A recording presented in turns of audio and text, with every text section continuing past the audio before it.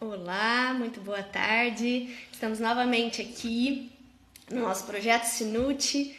Meu nome é Adriana Nodari, sou membro da diretoria do Sindicato de Nutricionistas aqui do Mato Grosso. E nessas últimas semanas temos trazido vários profissionais para falar um pouco de forma ampla da área da nutrição. Então, nós queremos mostrar para os profissionais que nós devemos ter um trabalho, que podemos ter um trabalho em várias áreas. Então, já falamos com nutricionista de vários locais do Brasil, São Paulo, Rio Grande do Sul, já falamos com uma nutricionista na França. Olá, pessoal, tudo bem? Quem está entrando? E hoje vamos falar com muita honra, a doutora Fabiana Poltronieri aceitou o nosso convite. Daqui a pouco ela entra, eu acho que ela ainda não entrou. E vamos falar sobre ética, porque para que sejamos éticos profissionalmente, né, primeiro devemos ser éticos pessoalmente também. Então, temos o nosso código de ética aqui, ele entrou em vigor em 2018 e vamos falar um pouquinho dele, vamos fazer algumas perguntas para a doutora Fabiana. Acho que ela ainda não entrou e é uma honra ela estar aqui. Então, também fiquem ligados nas redes sociais, que ainda teremos vários... a doutora Fabiana já entrou lá. Que teremos vários outros profissionais da área de engenharia de alimentos também. E vamos falar sobre inovação, vamos falar como ajudar os pequenos e microempreendedores na área de boas práticas nessa próxima semana. E vamos falar do nutricionista na área de indústria também. Então, fiquem aqui com a gente que vocês vão ter várias informações bem pertinentes da nossa área. Então, eu vou chamar a doutora Fabiana para a gente já começar a nossa live. Aguardando. Acho que ela já está entrando. Oi, Adriana, tudo bem? Oi, tudo bom? Que prazer falar com você. Prazer todo meu. Eu acho que seu som tá um pouquinho baixo. Um pouco baixo? Pro pessoal tá bom? O meu som, a minha voz... Aí. Acho que tá ótimo. Ok, agora aumentei o som, tudo bem? Tá ótimo. Então, um prazer, doutora Fabiana. Obrigada por ter aceitado. Eu conheci a doutora Fabiana, eu conversei com ela outro dia, conheci em um congresso em São Paulo, em 2017. Fiquei encantada com a forma que ela expôs uma palestra. Depois, em 2018, a vi também no Combran. E eu pesquisando várias pessoas para conversar, falei, por que não tentar? Vai que ela aceita, né? E ela aceitou mesmo. E Adriana, fiquei muito feliz. eu que fiquei feliz com o convite, obrigada.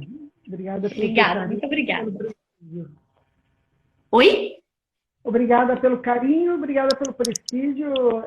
Esse convite veio de forma muito encantadora do seu relato. E é um prazer estar aqui com os colegas do Mato Grosso e também do restante do país que estão nos acompanhando. Agradeço a oportunidade do Sindicato de Nutricionistas do Mato Grosso, com sede em Cuiabá, do qual a Adriana, da qual você faz parte da diretoria. Uhum. Então, para o pessoal que está aqui, que não sabe, então nós temos, eu sou membro do sindicato desde 2017, que iniciamos, né, essa diretoria, ela termina em 2021. Então, somos 7 profissionais voluntárias trabalhando, tentando firmar nossa tabela de honorários e fortalecer a nossa categoria. E agora a gente viu que nessa época da Covid, a gente poderia fazer um pouco a mais pelo profissional, trazendo informação de qualidade, pessoas que fazem uma diferença no local onde atuam, para contar um pouco para a gente sobre as suas experiências, né? E logo mais também nós vamos falar, a doutora Fabiana, então, também no ano passado, junto com a doutora Luciana Rossi, elas organizaram o Tratado de Nutrição e Dietoterapia, que está bem ali atrás, né? Eu estou vendo. Eu já comprei o meu em forma de e-book e já li várias partes do livro. Estou com ele aqui aberto também. E eu acho que todo mundo deveria comprar, porque é um livro muito atual, excelente. A gente diz assim, né? É uma bíblia, porque ele tem muita muitas informações pertinentes e muito atuais agora da nossa época que a gente precisa de saber, né? E de estudar um pouco. Aí depois a doutora Fabiana vai falar um pouco mais, né, dele, pra gente. À vontade, Então, Adriana. Olha, eu acho que é uma alegria você tocar no assunto do tratado, porque esse meu companheiro aqui logo atrás, fiquei surpresa com a rapidez com que você não só o adquiriu, como também vai devorando página a página e comentando comigo sobre as suas descobertas. Então, eu acho que ele está em boas mãos, que é nas mãos de quem nunca para de estudar, seja o nutricionista já graduado, seja o estudante em formação. E, na verdade, é uma grata alegria eu ter essa obra e o meu nome, juntamente com o da Rossi, acho que foi um casamento extremamente feliz. Digo um casamento porque uma obra dessa magnitude, ela exige um empenho e uma convivência bastante íntima e solidária, né? Então, fico muito feliz que nós tenhamos hoje no Brasil nutricionistas que possam catapultar aí outros colegas também pesquisadores e pesquisadores, uma vez que tanto eu quanto a Luciana somos nutricionistas, somos doutoras, e no sentido de doutora, portanto, a importância que se dá à titulação. A formação do nutricionista, que é uma categoria de regulamentação tão jovem, mas que agora conta com uma massa crítica capaz de escrever a próprias mãos um tratado de nutrição e dietoterapia. que legal, isso mesmo. E aí, depois a gente vai aprofundar um pouco mais nele. Então, eu queria primeiro que você contasse um pouco da sua história. Por que você escolheu a nutrição? Eu vi que você entrou no final dos anos 80 na faculdade, se formou no início dos anos 90, não foi? Sabendo de E tudo, daí... né, Adriana? Oi? Sabendo de tudo. Gente, pesquisei muito. Eu pesquiso muito para falar. E era uma época totalmente diferente, um cenário totalmente diferente do Brasil, né? Estávamos em plena fome, desnutrição. E eu queria que você contasse um pouco da sua história, porque isso também inspira, né? Nós, assim, profissionais um pouco mais novos, e para que a gente saiba por que nessa época você escolheu a profissão. Bom, na verdade, eu escolhi nutrição sabendo e conhecendo apenas da área saúde pública. Era a área que eu imaginava seguir e que eu imaginava existir, né? Eu sou blumenauense, uma cidade do interior de Blumenau, e naquela ocasião o curso de nutrição só existia na Universidade Federal de Santa Catarina, era o único curso de estado. E naquela época meu pai brincava que o curso não deveria se chamar nutrição, mas desnutrição, né? Por conta da realidade brasileira. É bem verdade que o Brasil só deixa o mapa da fome em 2014, né? E, portanto, desde a minha saída da faculdade até 2014, muito tempo se passou até que nós tivéssemos políticas públicas capazes de alcançar esses milhões de brasileiros que estavam na faixa do miserável e, portanto, tinham lá uma condição de insegurança alimentar muito posta. Então, eu pensei na nutrição como uma maneira de contribuir com a sociedade nesse aspecto.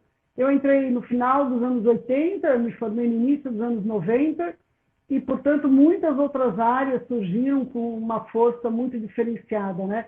As próprias ciências ômicas, muito recentes, a própria nutrição esportiva, relativamente recente, e, enfim, nós temos aí áreas que os nutricionistas começam a avançar muito recentemente, né?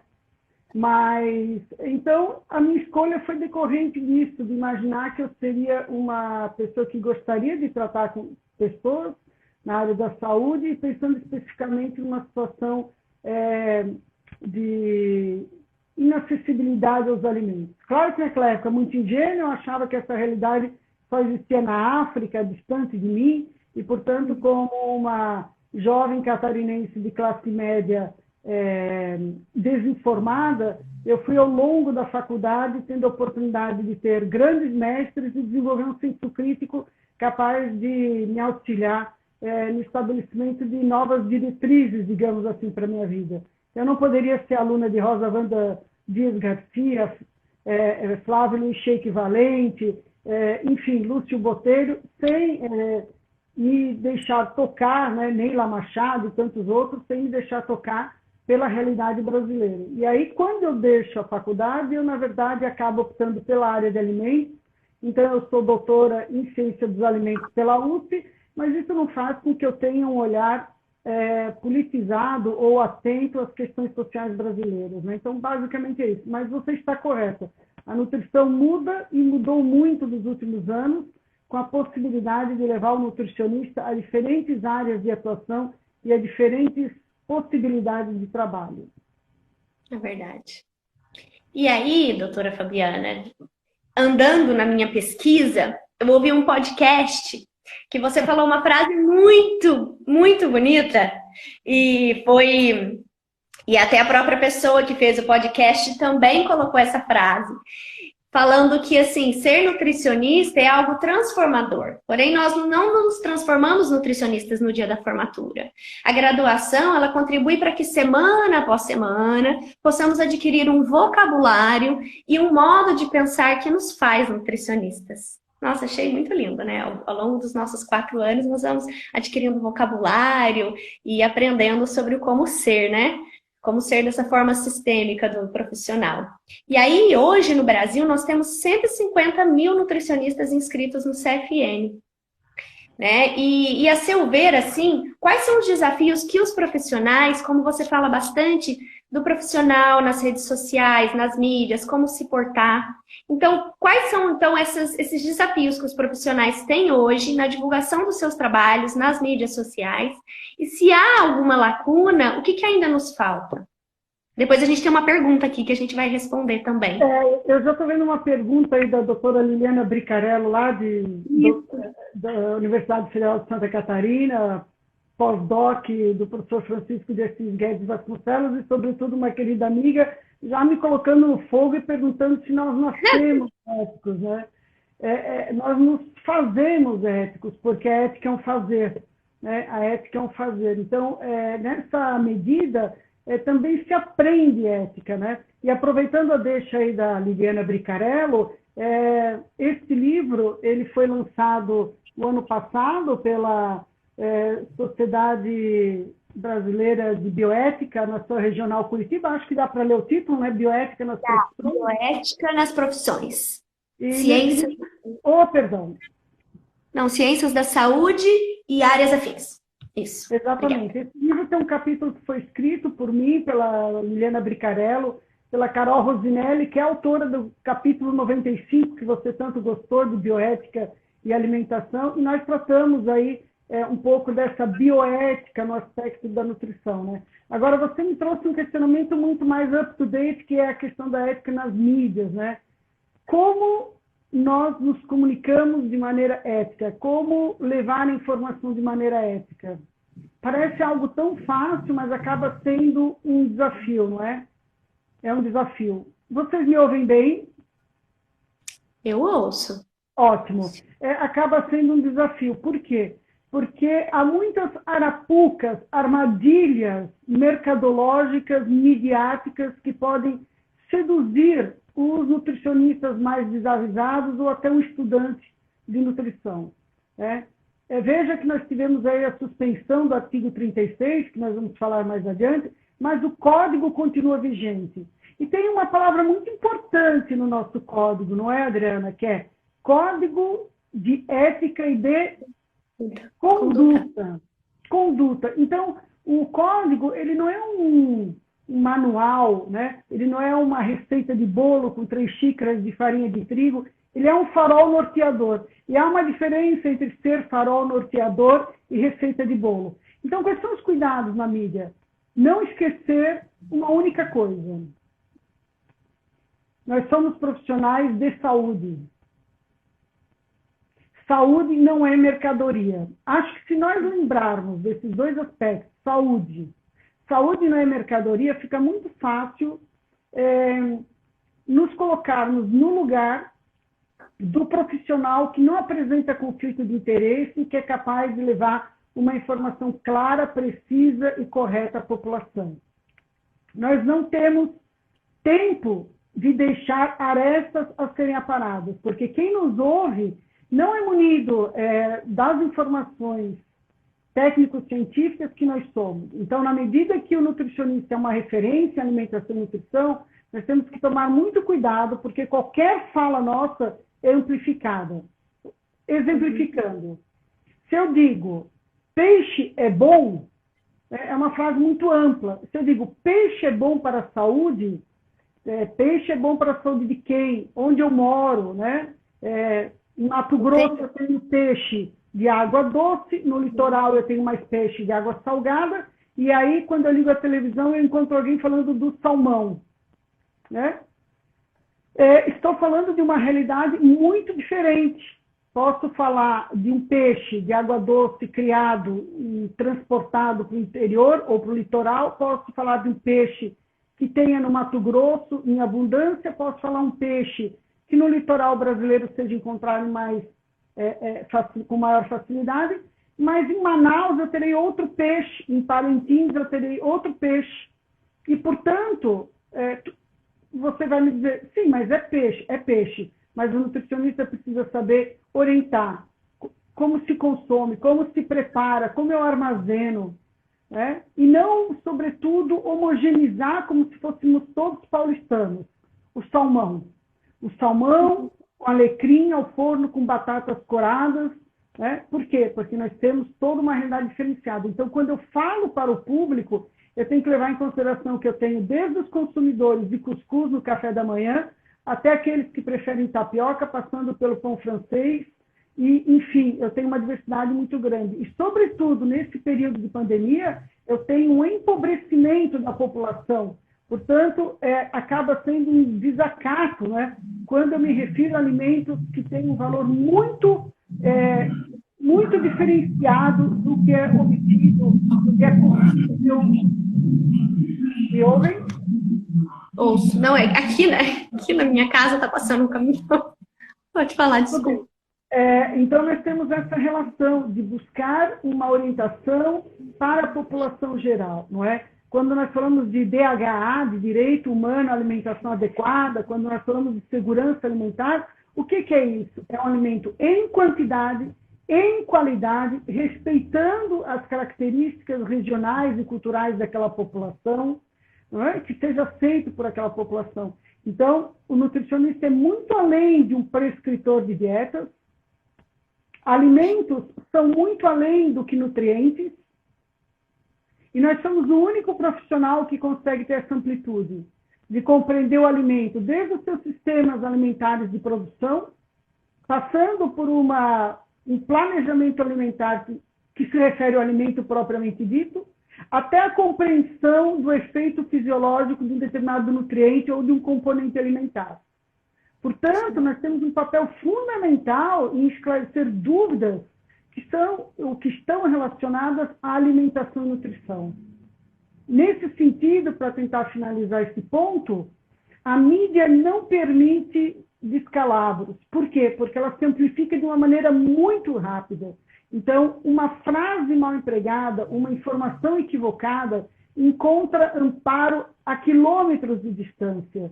E para eu reparar essa informação, muitas vezes eu tenho um trabalho muito maior, né? Então, nós temos que ter esse cuidado de não criar uma expectativa. Eu vejo as pessoas falando, no período da quarentena eu estou ganhando peso. Sim, mas é um momento muito particular, que se vive numa situação muito singular, né? E que criar qualquer expectativa de ganho ou de perda de peso nessa situação contribuir para que nós tenhamos na sociedade a busca de um padrão que pode, inclusive, num determinado momento, ter um estupim e te levar a um transtorno alimentar, porque ninguém aguenta mais a pressão de atender um padrão. Então, salvo as condições dietoterápicas, a população deve ser orientada a como tomar os devidos cuidados de saúde, né, que estão sendo vinculados pela Organização Mundial da Saúde, pelos conselhos de categoria, enfim, assim por diante. Isso mesmo, Fabiana. E às vezes é normal em alguma época das nossas vidas a gente ganhar um pouco de peso, né? Daqui a pouco a gente vai falar sobre isso também, dessa questão estética. Aqui muitas pessoas se sentem pressionadas e isso desencadeia em transtornos alimentares, em comportamentos muito negativos para as pessoas, né? E para o Até psicológico. porque o nutricionista não é um mero emagrecedor, nós somos muito Claro. mais. Não é? Acabou de entrar Claro. aí a doutora Bartília Gorgulho, que é professora da Federal do Mato Grosso. Bartília, um grande beijo, uma pesquisadora de mão cheia, uma nutricionista super competente.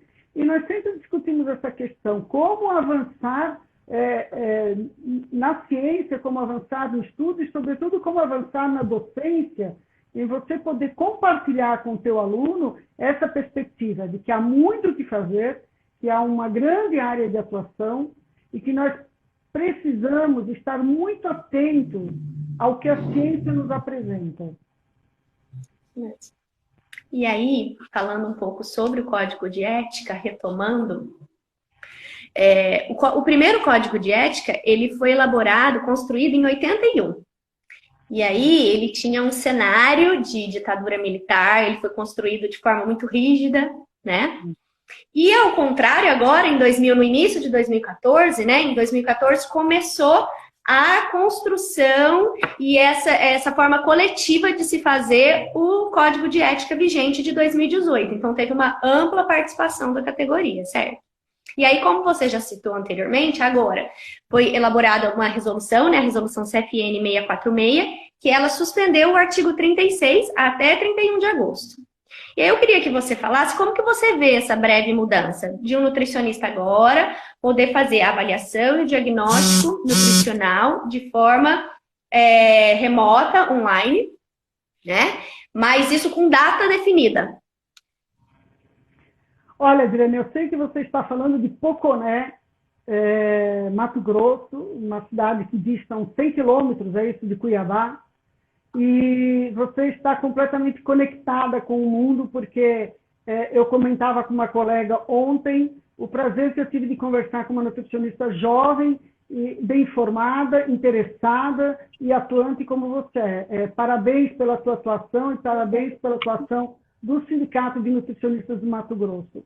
De fato, é verdade isso, né? Tem tudo a ver o contexto histórico em que o documento é construído. E muito importante você trazer isso, Adriana, porque as pessoas às vezes se ressentem. Nossa, eu não concordo com este artigo, com esta temática, esquecendo talvez, ou ignorando, que o código publicado em julho de 2018, ele contou com uma construção coletiva. Né? E ele é inovador nesse aspecto porque ele deu oportunidade a todos os regionais, aos nutricionistas de todas as regiões do Brasil, a contribuírem por meio não só de uma audiência pública, no sentido de abertura para os profissionais escreverem, como também fóruns, reuniões e toda forma de contato que pudesse obter as informações com os quais os nutricionistas têm convergência. De tal forma, Adriana, que é sabido que pelo federal, né, pelo Conselho Federal, que todos os artigos que constam no código contaram com a aprovação de mais de 95%, dependendo do artigo, de todos os nutricionistas. Portanto, essa construção coletiva é muito importante e eu costumo dizer que os códigos envelhecem numa velocidade muito grande. E o código envelhece numa velocidade muito grande porque, ao tentar responder demandas de conduta, num tempo em que há uma mudança tão rápida de comunicação e de atuação, ele envelhece. Mas quanto mais rápido ele envelhece, menos ele foi refletido. Portanto, em código, ele mostra sua vitalidade na perspectiva que possa responder questionamentos muito pontuais. Claro que no caso do Covid-19, nós temos uma pandemia que não se esperava ter essas proporções nem na Europa, tampouco nas Américas. Mas a suspensão temporária do artigo 36 foi uma medida tomada pelo sistema para garantir que os nutricionistas pudessem fazer consultas não presenciais, não é? Então, veja que houve uma adaptação muito rápida, tamanha foi a gravidade e a abrangência do Covid-19, né? Nós temos hoje nos Estados Unidos mais de 60 mil mortos, o Brasil se aproximando de 10 mil. Nós estamos aí correndo risco de lockdown em várias cidades brasileiras e, portanto, a presença física, muitas vezes, inoportuna ou desconsiderada. Daí a necessidade da suspensão. Como você disse, uma suspensão com prazo determinado, não é? Ela, em princípio, vai até agosto, tudo dependerá das condições. Mas eu vejo como positiva e preocupante. Positiva na medida em que nós temos a possibilidade de alcançar os nossos pacientes. Preocupante na medida de que nós temos que contar com uma responsabilidade muito grande e um comprometimento muito particular dos nutricionistas no sentido de garantir a mesma qualidade do atendimento presencial para o atendimento não presencial. Sim. Eu vi até que o CRN3 lançou como que fala? Um e-book, me fugiu a palavra. Lançou um e-book falando como que o profissional deve se portar nesse tipo de atendimento, quais são as mídias sociais que ele pode utilizar. Ontem eu dei uma lida nele e é bem interessante para que as pessoas acessem. É uma cartilha, lembrei. Ele lançou a cartilha. E é bem interessante as pessoas lerem, né? Quem trabalha nessa área de clínica, é interessante ler para se respaldar e ver os meios, as mídias digitais e tudo isso, e como se portar, né? Porque muito importante, porque vai depender muito agora, porque todos os dados antropométricos, tudo isso você não vai conseguir retirar, né? Vai ter que ser o próprio paciente, você vai ter que ver como vai fazer isso. Então, é bom se inteirar, né? Saber. Exato. E aí... Desculpa a interrupção, mas essa carteira ficou muito boa, né? Ela está disponível para todos os profissionais do Brasil, ela está lá no site do CRN3. E em relação a essas medidas autorreferidas, claro que há um viés, né? Ontem mesmo a doutora Luciana Rossi fez uma postagem no Insta bem humorada sobre a questão de medidas autorreferidas, mas há vários estudos já falando do viés, da possibilidade de uso. Quer dizer, isso é muito particular, né? Porque haverá aqueles pacientes que já são de longa data, acompanhados há algum tempo, cuja avaliação antropométrica tem um peso talvez diferenciado de outros pacientes. Cabe ao nutricionista compreender a possibilidade de uso desses dados da melhor maneira. Uhum. E aí agora eu queria falar um pouco do seu livro, porque eu também peguei 2 partes do livro, para que a gente possa falar um pouco sobre ele e ver a sua opinião. Então, assim, por que organizar um livro, um tratado de nutrição e dietoterapia, junto com a doutora Luciana Rossi, né? Por que organizar? Eu vi que tem mais de 200 autores, 97 capítulos, 1000 páginas, né? Um livro extremamente rico. E quais foram os desafios? Por que vocês pensaram juntas? Por que fazer um tratado? Olha, na verdade, Adriana, foi atendendo um convite da editora Guanabara Kugan, agora uma holding, né, a GEM. A Luciana Rossi disse que não pensaria em outra pessoa para escrever, para organizar um tratado dessa magnitude. E nós acabamos sendo muito felizes, Adriana, porque, na verdade, como eu dizia antes, a massa crítica de nutricionistas brasileiros mudou muito nos últimos anos. E nós temos, portanto, excelentes profissionais de diferentes áreas de atuação, em diferentes universidades dos mais variados pontos do Brasil. Então, nós temos um tratado que foi construído a várias mãos, com a delicadeza, competência e generosidade. Digo generosidade porque o professor, o pesquisador, trabalha em função da produção do conhecimento, recebendo em troca um capítulo que chega às mãos de profissionais e de estudantes, né? A própria Bartilha escreveu um livro maravilhoso, ela fez parte dessa maravilha, ela faz parte. Então, nós temos aí profissionais que, dessa maneira muito generosa, atenderam o nosso convite prontamente, cumpriram o prazo de uma maneira completamente profissional e escreveram lindamente, sendo que, na revisão, eu e a doutora Luciana tivemos muito pouco trabalho no sentido de buscar levar informação de boa qualidade e relevância, porque os autores já tinham feito isso, e nos bastou a releitura para compreender o encaixe e a organização dessa obra. Então, o tratado, de fato, tem 97 capítulos, 1.110 páginas, com pesquisadores desde o Departamento de Nutrição da Universidade Federal do Piauí, passando pela Universidade Federal do Mato Grosso, Universidade Federal do Mato Grosso do Sul, Rio de Janeiro, São Paulo, Rio Grande do Sul, Paraná, enfim, há vários estados envolvidos.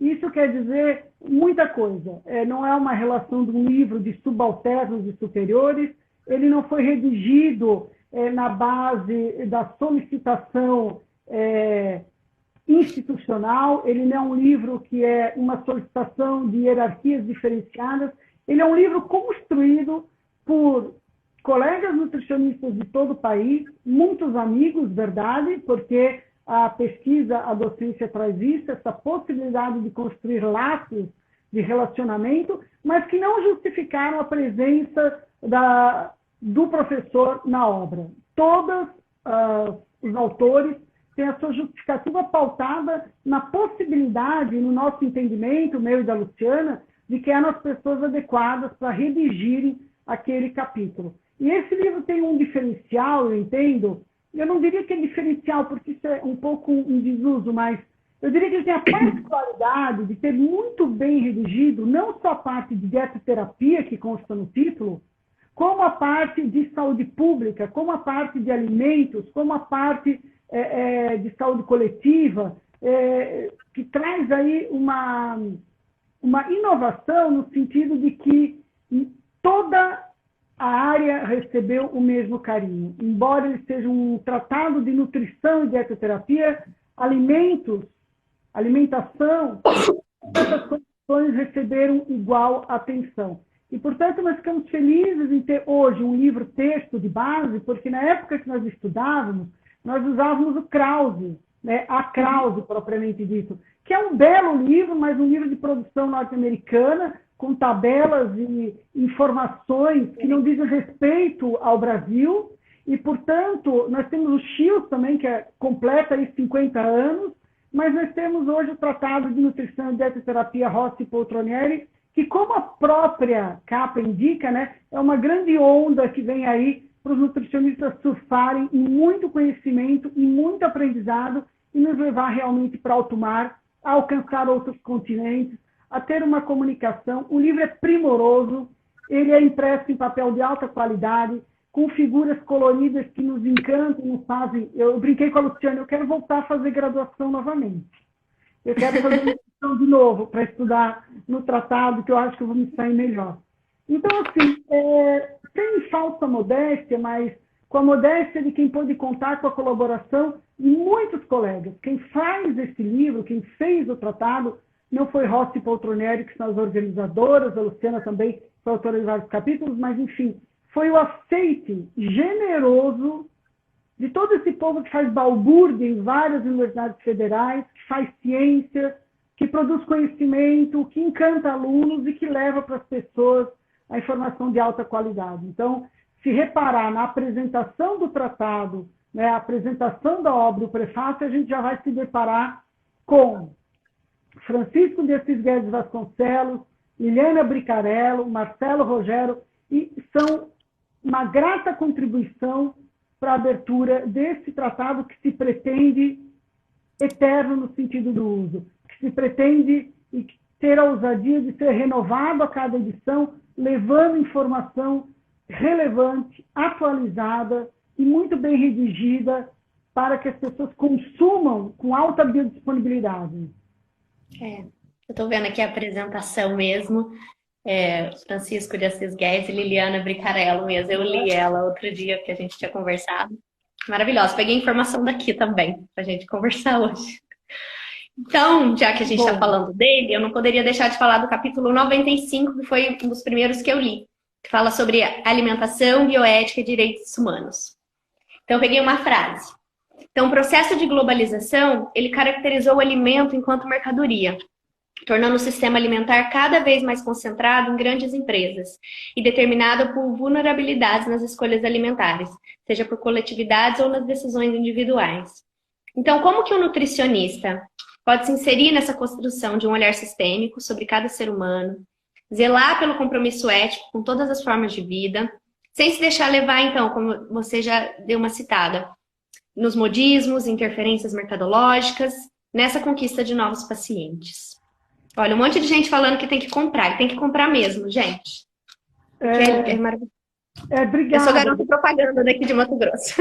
Olha, mas acho que essa propaganda é bem-vinda, né? Porque ela é uma propaganda de conteúdo. Então, Mas a gente tem que fazer propaganda quando é bom, né? eu acho que nós temos que ter um corporativismo inteligente. Né? Um corporativismo inteligente. Nós tivemos o cuidado nesse tratado, desculpe a colocação tanto quanto comum, mas de ter a certeza que nutricionistas puxariam essa locomotiva. Não é um corporativismo burro, de escolha, não pode haver outros profissionais. Não, há vários outros profissionais. Há médicos, farmacêuticos, e são todos muito bem-vindos. Mas havia um cuidado de que o background, a construção do conhecimento, fosse passada por um nutricionista, porque traz na sua comunicação com outro nutricionista aquele vocabulário a que nós nos referimos anteriormente. A construção da identidade do nutricionista. Né? E quando nós nos reconhecemos na identidade do nutricionista, nós nos reconhecemos como categoria, nós nos reconhecemos como profissão. E voltando ao seu questionamento, nossa, Adriana, você estudou bem e me coloca na parede com perguntas muito pontuais e bem formuladas, hein? Diretamente de Poconé para São Paulo, a Adriana me colocando, me emparedando. Digamos que é uma pergunta bastante complexa que você fez, né? A Carol Rosanelli escreve lindamente no capítulo 95, ela é um primor quando se trata de bioética e ética, mas eu começaria dizendo o seguinte: o nutricionista, ele não é um indivíduo preocupado com alimentação e nutrição apenas no pós-deglutição. O nutricionista deve se preocupar com a questão da alimentação e da nutrição pré-deglutição. E isso inclui os sistemas alimentares. Quando nós temos várias transnacionais sendo, de fato, as grandes produtoras ou vendedoras de alimentos, né, nós nos esquecemos em alguns momentos que 75%, 80% do alimento, da comida que chega na mesa do trabalhador, na mesa do brasileiro, vem do pequeno produtor. Reconhecer os sistemas de produção alimentares, o que envolvem é uma obrigação do nutricionista que está antenado com a qualidade do alimento. Portanto, se eu tenho um alimento que precisa viajar quilômetros, não é? Eu posso ter um alimento menos adequado no sentido da qualidade nutricional, do valor. Hoje nós temos o conceito do restaurante quilômetro zero, não é? Ou poucos quilômetros, enfim, cada um acaba incitando uma situação usando uma terminologia. Porque eu preciso ter pequena distância do meu produtor. E quando eu tenho a obtenção, o uso de alimentos que são produzidos, por exemplo, em São Paulo, no Cinturão Verde de São Paulo, eu tenho uma relação com o alimento diferente do alimento que vem da Europa ou da Ásia. Então, eu vejo que muitas vezes nós criamos uma bolha midiática de fisales, endívias, papoulas, framboesas, quando nós temos no Brasil uma diversidade biológica fantástica de frutas do Cerrado, frutas do Amazonas, frutas do Nordeste, frutas do Sul, ou mesmo verduras, leguminosas também há uma variação, porque há regiões que usam mais o rosinho, outro feijão verde, enfim. Nós temos uma diversidade que não se encontra em nenhum país, e, no entanto, paradoxalmente, temos aí visto como, eu chamo uma síndrome de cachorro pobre, em que tudo que é de fora é bom. Não é? Então, quando você tem aí a onda do goji berry, mas o que é goji berry? É uma frutinha, mas é bom? Bom, há quem gosta, há quem não gosta. O fato é que goji berry é caro, é rico em nutrientes, mas como várias outras frutas brasileiras. Mas, então eu não tenho direito de experimentar, tenho direito de experimentar, mas acho que não temos o direito de tratar o goji berry com status de alimento brasileiro regional, porque não é. E aí, na medida em que nós valorizamos o alimento regional, a cultura brasileira, nós também nos valorizamos modo de preparo dos alimentos, não é? Hoje eu vi alguém postando no Face uma farofa de pinhão, que o pinhão é particularmente do sul do país, né, do Paraná, de Santa Catarina, mas ao mesmo tempo, se você falar num pacu com farofa, o catarinense não vai conhecer, talvez, porque o pacu com farofa é do Amazonas, e se alguém falar em arroz com piqui, talvez no Rio Grande do Sul também não faça muito sentido, porque é de Goiás. Você conhece mojica de pintado? Como é que é? Mojica de pintado?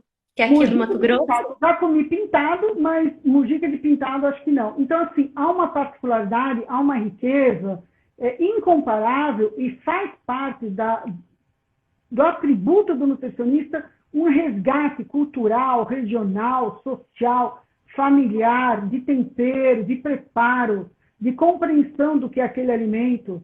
Né? E isso faz com que nós respeitemos os produtores locais, saibamos a história desses produtores, quem são eles, qual é a viagem que esse alimento faz.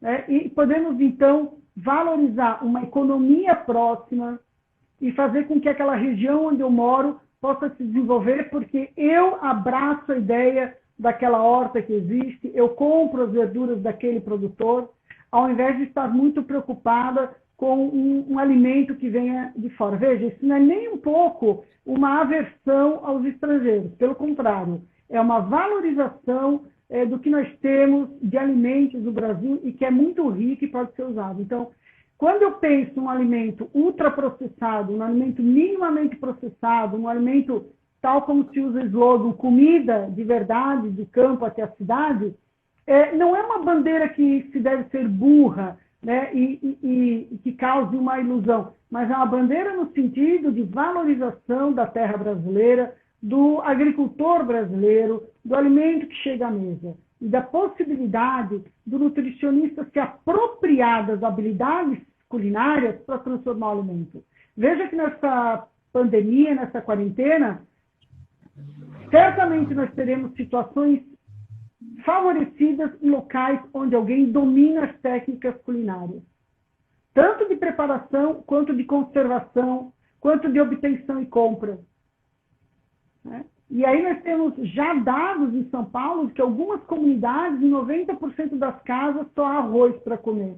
Então, como é que nós vamos discutir salmão, né? o alecrim, a endívia, as papolas, o goji berry, numa situação em que nós temos gente que passa fome?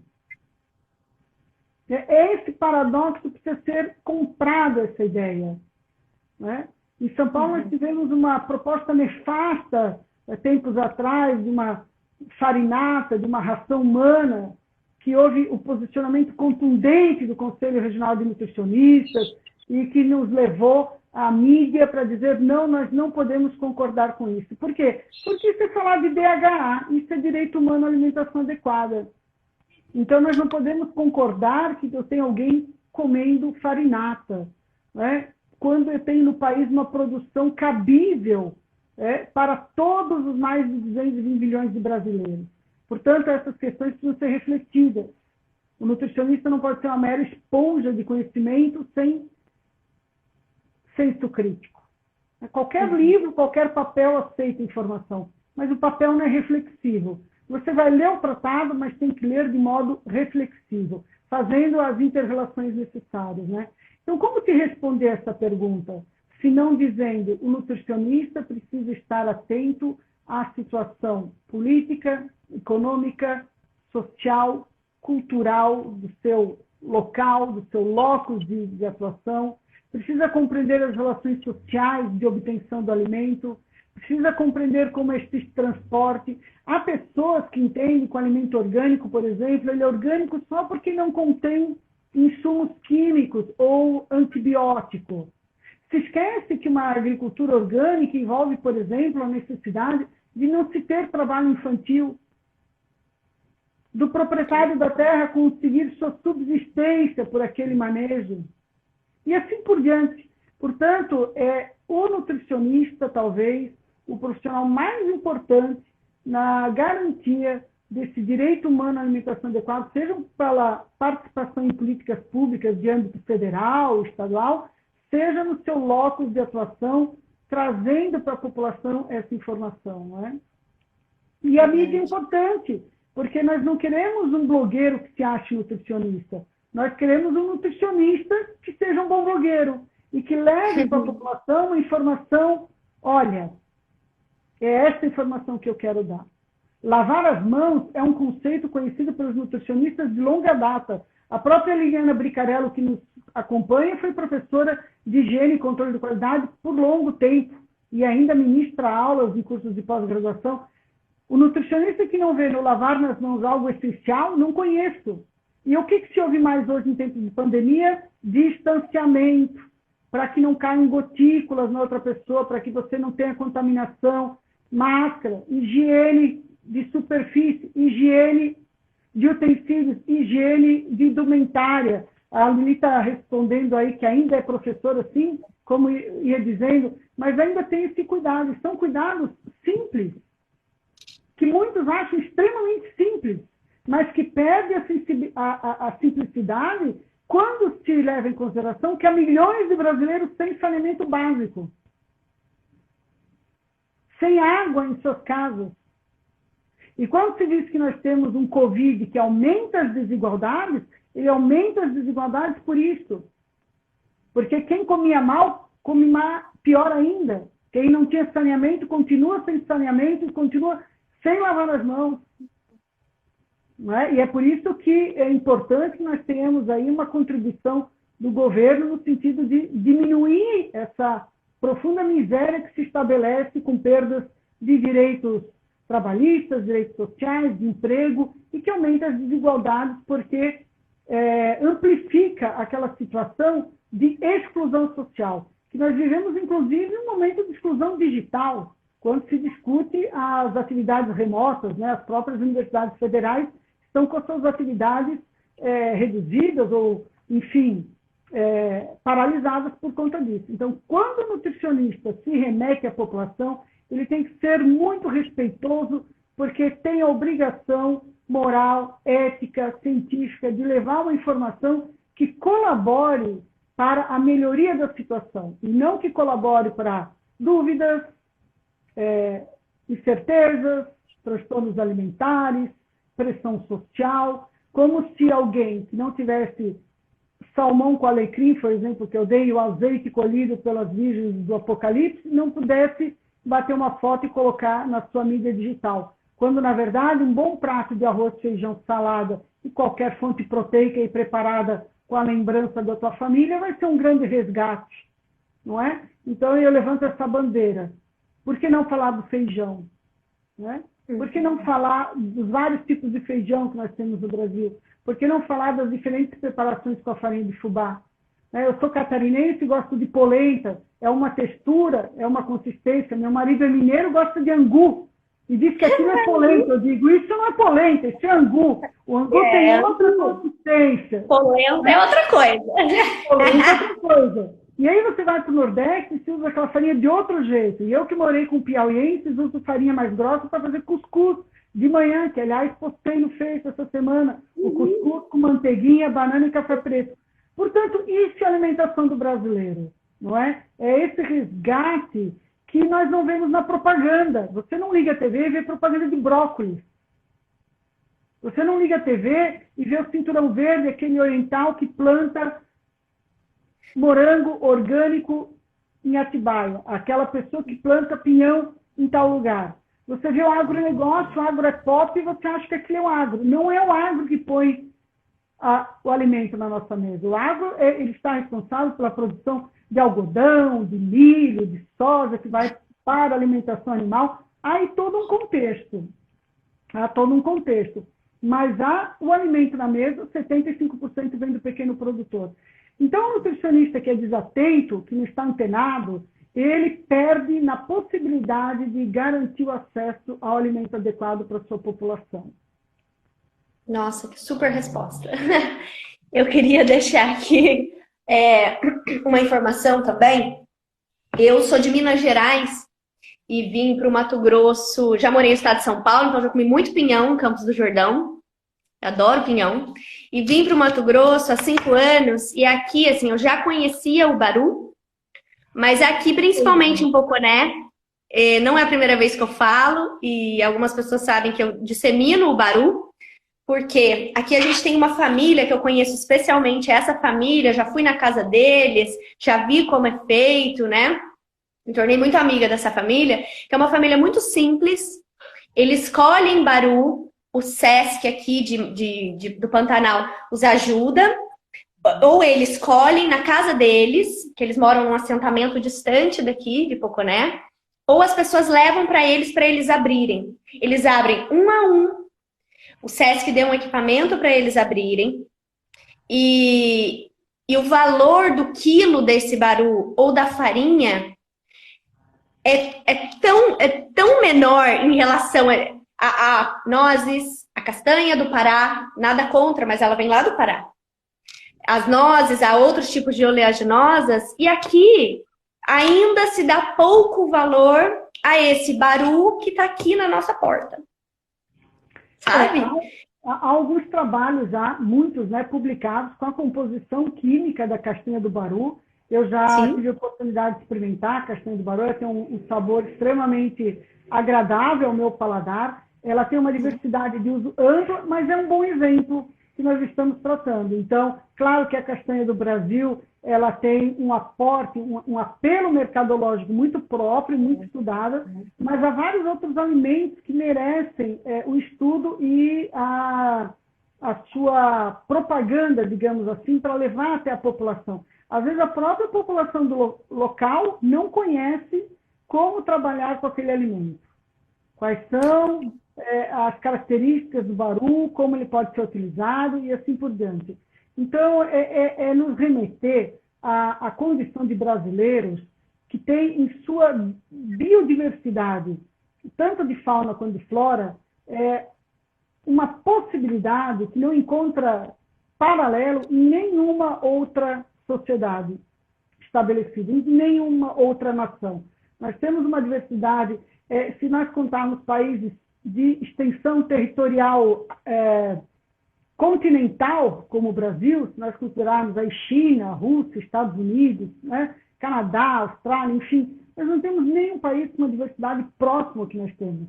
Né? E, portanto, para o nutricionista fica um desafio de se apropriar dessas informações e de compartilhar com os seus a informação a respeito desses alimentos. Nós temos hoje uma grande divulgação das PANCs, né, das plantas alimentícias não convencionais, e nós temos uma centena de espécies que são pouco exploradas. Portanto, a fome é uma questão política, não é uma questão nutricional exclusiva.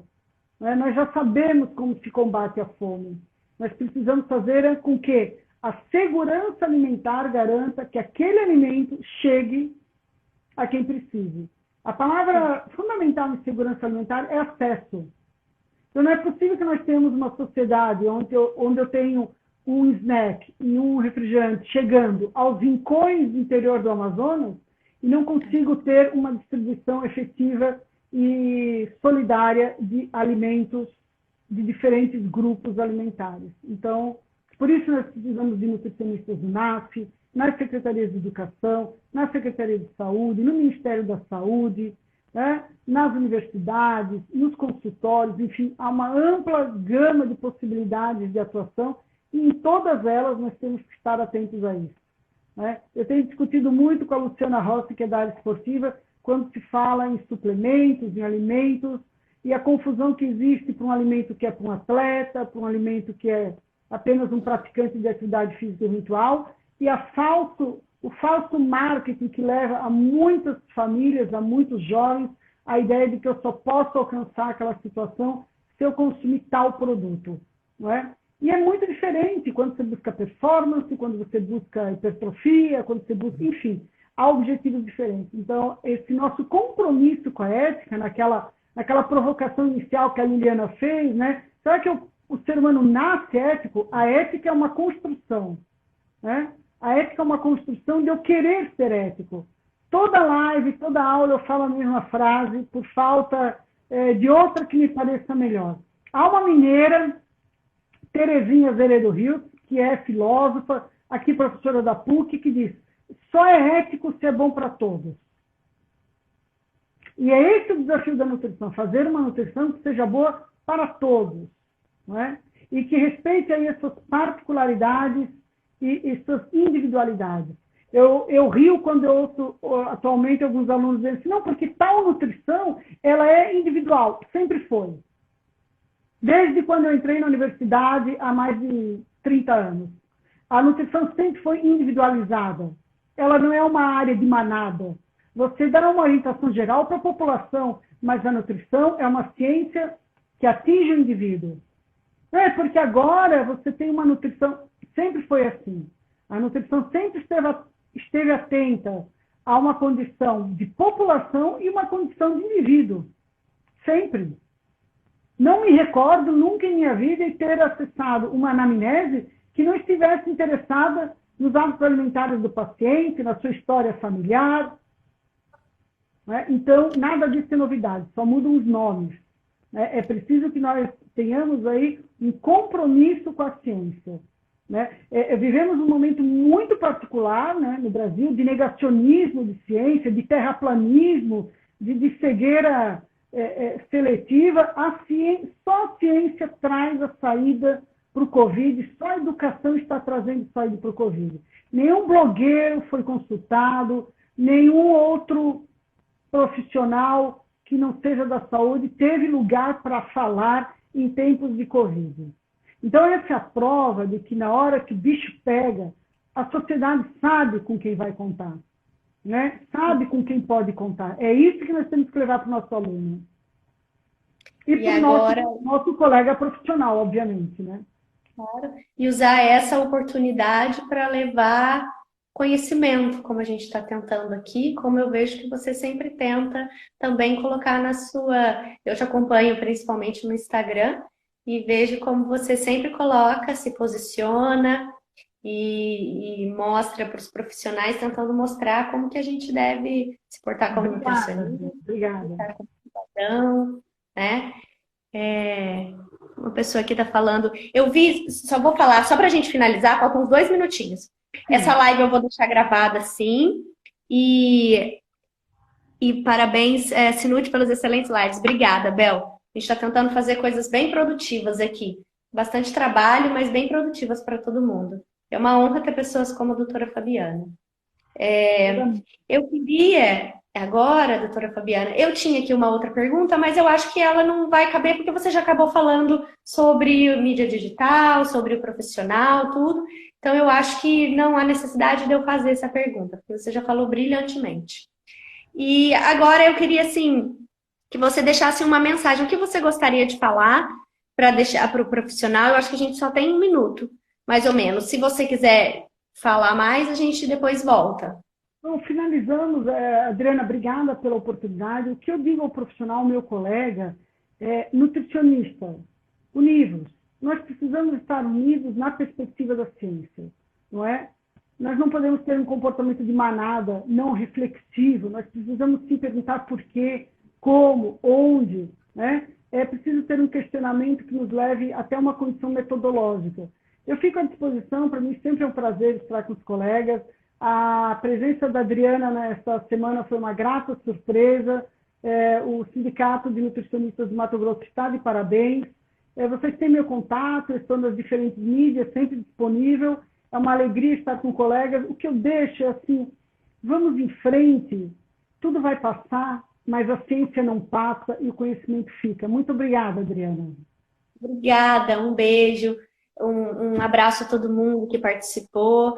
Uma grata honra. Se eu já gostava de vocês, se eu já seguia, agora muito mais, né? E com certeza falando muito bem de você e de quão humilde e acessível você é como profissional. Muito obrigada. Obrigada. Me inspirou muito, me ajudou muito a crescer como profissional. Aprendi muito. Obrigada, sinto mesmo. Um grande abraço a todos. Obrigada. Tchau, gente. Até mais.